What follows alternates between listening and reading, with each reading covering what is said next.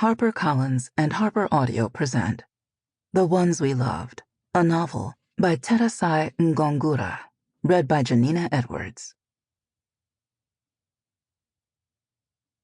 Undoubtedly, this is for my family, because I could not have started without them, and for the people who couldn't speak love, so they stayed quiet. I heard you. How exquisitely human was the wish for permanent happiness, and how thin human imagination became trying to achieve it. Toni Morrison, Paradise. 0. When the gunshots rang out across Waterfall, the first before the fire started, and the final one after the scream, startled feet surged towards the sound, like a wasp swarm, roused and unnerved. The women who collected money to build new homes, the preacher who spent it, and the school teachers, the neighbor who sold the good sweets and lollipops, the builders and the secret drunks, the children who made a game of pushing each other in wheelbarrows, the men who raised their voices for love and fear. Everyone hesitated after seeing a woman on the ground with hair spotted red, and she nearby, clenching a gun, chest heaving and back straight. Beads of sweat bloomed on she's temples, dampening her hair, which had been pulled into 6 diamond-shaped plaits tied just below the nape. People who had often moved calmly now gathered recklessly, grabbing onto each other, not knowing what was skin or fabric, what was tight and what was too much, only caring that something was held. They looked at one of their own, then back at the stilled body. They had seen that first, but its blood would seep into the ground for a full day before they remembered that one of their own was gone, and she was gone, because a body was bleeding into the ground and smoke was ascending. They buried the woman on the second day and waited. Gasping for breath, the girl thought she heard her friends, but couldn't be sure if their voices were in the air outside the church or cries in her head.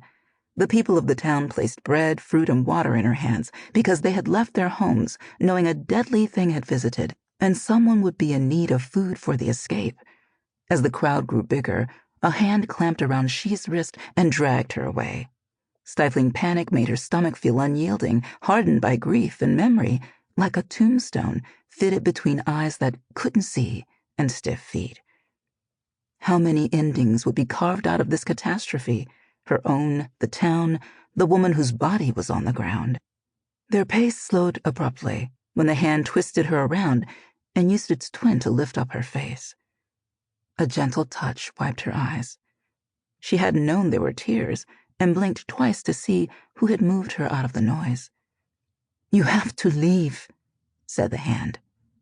Her eyes traveled up the tight grip, noticed full veins, lines of fine hair on parched skin disappearing under frayed sleeves, and landed on a face. She saw red flecks, then blinked again. The girl's knees buckled and her muscles trembled like reeds in the river.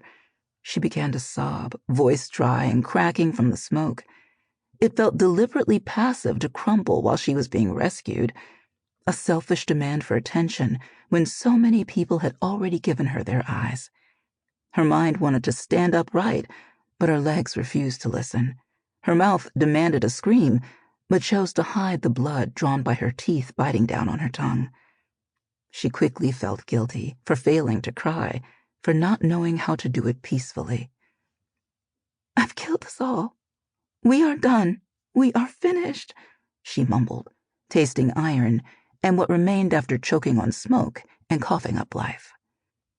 The hand knelt in front of she, dropping the white purse that had been squeezed inside the folds of its familiar body wrap loosely gathered around a waist. Pulling she close, tears appeared in its own eyes. "They will kill you, so you have to leave now. Do you hear me? Now!"